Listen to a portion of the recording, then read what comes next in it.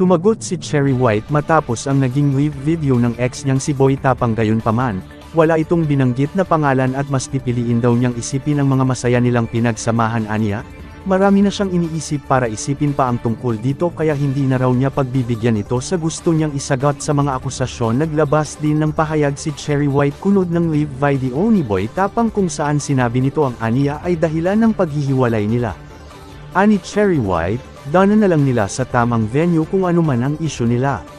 Ani Cherry White, busy siya kaya hindi siya kaagad nakasagot sa mga sinabi ng isang vlogger na hindi niya na pinangalanan. SA lang daw ang pinost ni Cherry White pero marami daw sinabi nung tinutukoy niya. Dagdag pa niya, siya ang tunay na nagmahal kaya mas pipiliin niyang isipin na naging masaya din naman ang kanilang relasyon.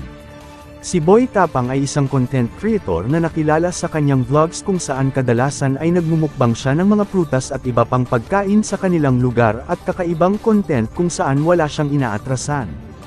Kasalukuyan ay mayroon na siyang mahigit 2 milyong subscriber sa YouTube at magigit 2 milyon din sa Facebook.